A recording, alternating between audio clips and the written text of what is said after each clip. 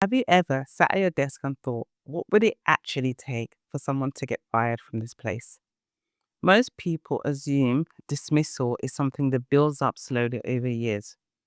A few bad performance reviews, a couple of warnings, and eventually someone quietly exits. But that is not always how it works. In many cases, people lose their jobs quickly, sometimes after a single incident because they have crossed a line they didn't even know existed. In this video, we're going to go through the 10 biggest workplace mistakes that get people fired in the UK. Welcome back to your HR Bestie, the channel that takes the complexity out of human resources and makes it genuinely useful for everyday working life. If you are new here, this channel is for students, people just starting their careers, and people who are experienced professionals, and anyone who just wants to understand how the world of work actually operates. There's no jargon, no textbook language, just honest, practical conversations about things that really matter at work. And today's topic genuinely matters because here is something that surprises a lot of people. Many employees who are dismissed are not dismissed because they were bad at their actual job. They are dismissed because of their behavior, their choices, or their attitude towards the rules of the workplace. In the UK, many employers are legally required to follow fair procedures before dismissing someone. This usually means investigations, formal meetings, or giving the person a chance to respond. But there is a category of behavior called gross misconduct where actions are considered so serious that the process can move much faster. We will cover both today. A quick note before we start. This video is for general education purposes only. Employment situations vary on your contract, your employer's policies, and the specific circumstances involved. If you're dealing with a workplace issue personally, always speak to a qualified HR professional or an employment law advisor. Now, let's start with one of the clearest reasons for dismissal: theft or fraud. This does not mean physically stealing something. It covers a wide range of behavior: submitting false expense claims, manipulating financial records, taking company equipment for personal use, or misusing a company account. Here is a real life example: an employee who regularly claims mileage for journeys they never actually made. The amount might seem small, but when it is discovered, the employee is no longer dealing with a mass problem. They are dealing with a dishonesty problem, and dishonesty breaks trust in a way that is very hard to repair. Theft and fraud almost always fall into the category of gross misconduct, meaning they can result in immediate dismissal. Beyond losing your job, there is also a very real possibility of legal consequences depending on the severity. The lesson is, if something belongs to the company, treat it accordingly. When in doubt, always ask first. Every employee in the UK has a legal duty of care to their staff. This means creating a safe working environment, and that includes protecting people from physical harm, verbal abuse, and threatening behavior. Violence and serious aggression are treated as gross misconduct. Even a single incident can result in dismissal. You do not need a pattern of behavior for this to happen.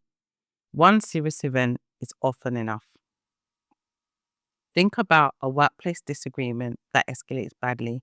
One person makes a physical threat or becomes verbally aggressive in front of employees. In that moment, the employer has a duty to act, and acting often means disciplinary procedures that could end in dismissal. Workplaces are not always calm. Tensions and stress happen, but how you handle those moments define you professionally. If a situation is escalating, remove yourself, speak to HR or your manager. That is always the right move. Health and safety rules exist because people have been seriously hurt in workplaces where they were ignored. Employers take them very seriously as a result, and they expect their staff to all do the same. Breaches can range from refusing to wear the required protective equipment, to bypassing safety checks on machinery, to ignoring procedures in environments where one mistake can cause real harm. Consider a warehouse or construction setting. If someone repeatedly ignores safety protocols around heavy equipment, they are not just putting themselves at risk, they are putting every colleague nearby at risk too. Employers can't allow that. Persistent or serious safety breaches will trigger disciplinary action and, in serious cases, dismissal. This applies in office environments too. Fire safety, data security, lone working policies, they all count. Read them, understand them, and follow them. Gross negligence sits in a slightly different space from deliberate misconduct. It is not necessarily about someone choosing to do something wrong. It is about someone failing so significantly to take reasonable care in their role that serious damage or harm is the result. A clear example, a technician responsible for running safety checks on critical equipment who skips those checks because they're in a rush and the equipment suddenly fails and causes harm or major disruption. That failure could be considered as gross negligence. The word gross is doing a lot of work here. It signals that this is not a simple, honest mistake. It is a level of carelessness that goes well beyond what is acceptable. We all make errors at work. That is completely normal and human. Gross negligence, however, refers to a serious and inexcusable disregard for responsibilities that come with your role.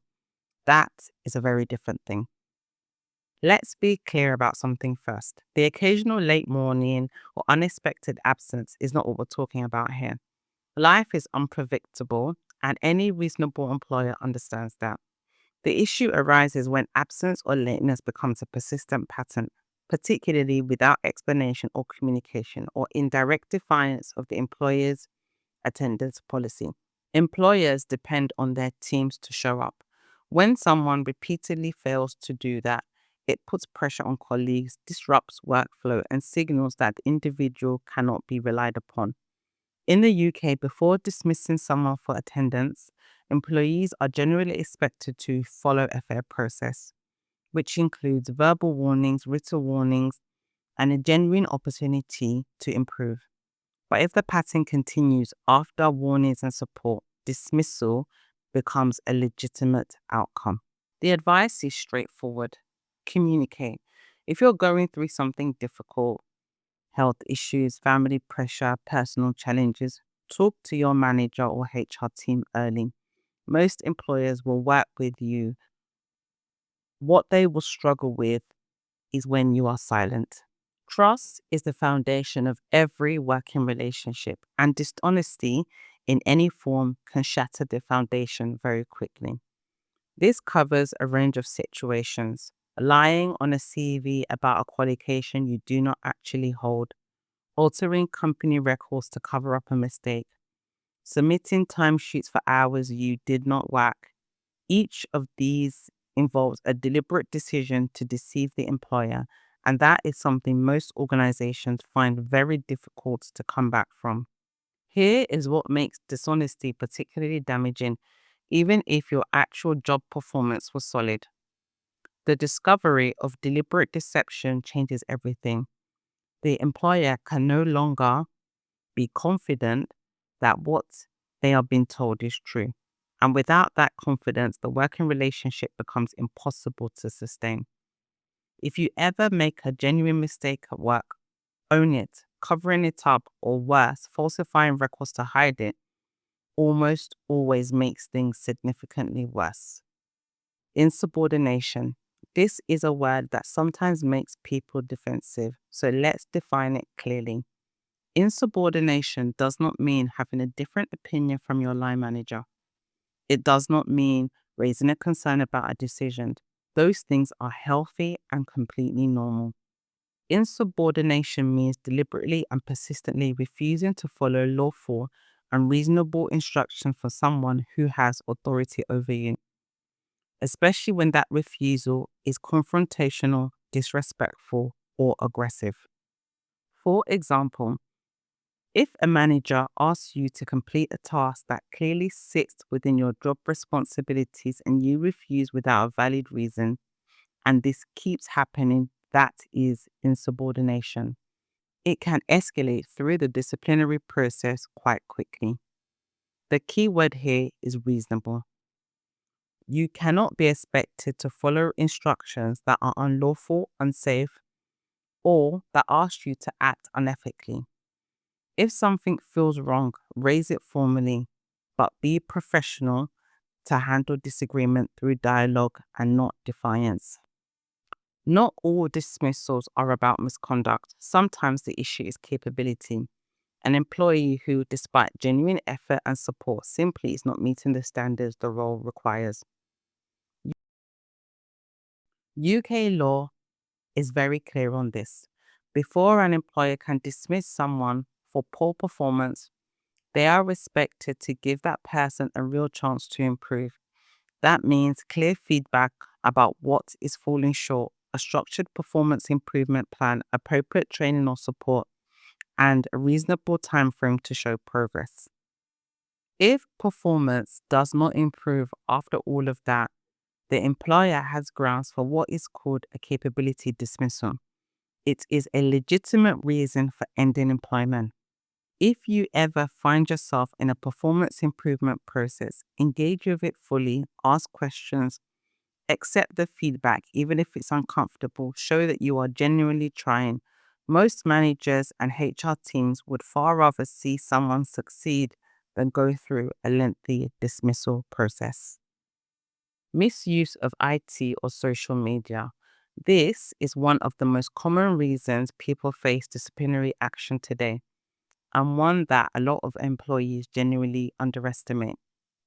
When you use company equipment or systems, you are expected to do so responsibly in line with the company's IT and data policies. That means not using work devices to access inappropriate content, not storing personal materials on company systems, and not sharing confidential information outside of authorized channels. Social media adds another layer. Posting negative comments about your employer online, sharing internal company information or putting out content that brings your organization into disrepute, even from your personal account, can absolutely lead to disciplinary action and dismissal. And yes, employers do look. This comes up more often than people expect. The rule is simple. If you would be uncomfortable with your manager or HR reading it, do not post it. And finally, one of the most serious issues in the workplace, discrimination and harassment. Under the Equality Act 2010, employees in the UK are legally protected from discrimination and harassment based on protected characteristics. These include age, sex, race, religion, belief, disability, sexual orientation, gender reassignment, pregnancy and maternity, and marriage or civil partnership. Discriminatory or harassing behavior, whether offensive jokes, bullying, exclusionary actions, or creating a hostile environment for a colleague, is treated with the utmost seriousness. Modern employers are required to have policies in place to prevent and address this kind of behavior. And when incidences occur, they are obligated to act. This is not just a legal issue, it's a human one. Everyone in the workplace deserves to be treated with dignity and respect. If your behavior makes a colleague feel unsafe, unwelcome, or undermined, it is a serious problem, full stop.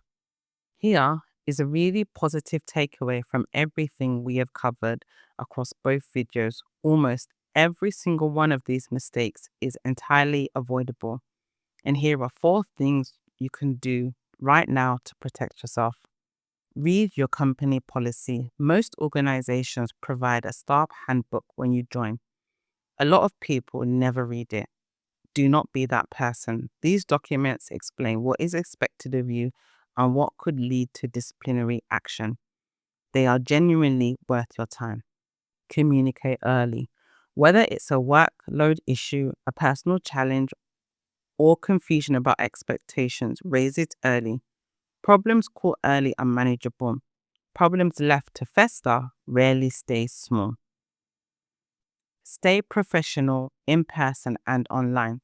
Your reputation is shaped by every interaction in the office and on social media. See, consistency builds trust, and trust protects your career. Ask when you are unsure. A surprising number of workplace mistakes happen simply because someone did not understand the rules. There is nothing wrong with asking for clarification.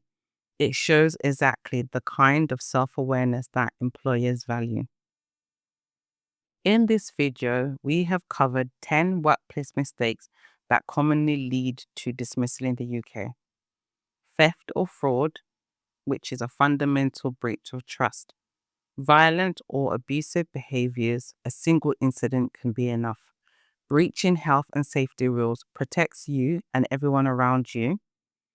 Gross negligence, serious failure to take reasonable care. Persistent unauthorized absence or lateness communicates before it becomes a pattern. Dishonesty or falsifying records. Once trust is gone, it is very hard to rebuild. Insubordination. Disagree professionally but not defiantly. Persistent underperformance. Engage with feedback and support fully. Misuse of IT or social media. Think before you post or share. Discrimination or harassment. Every colleague deserves dignity and respect. Avoiding these things is not about walking on eggshells at work. It is about understanding the responsibilities that come with being a professional and showing up as someone people can genuinely trust and rely on. If you have found this video useful or helpful, please give it a like and subscribe to your HR Bestie for more straightforward, practical HR content every week. It genuinely helps this channel grow and reach more people who need this kind of information. I would love to hear your thoughts in the comments. Which of these 10 mistakes do you think happens most often in real workplaces? Have you ever witnessed any of these situations? Drop your thoughts below. I read every single comment. And if there's a topic you have been wanting to understand better, whether it is redundancy, workplace investigation, grievance procedures, and anything else, let me know in the comments, and your suggestion shapes what comes next. Thank you so much for watching, and remember, the more you understand how workplaces really work, the more confident, capable, and prepared you become. Nobody can ever take that knowledge away from you.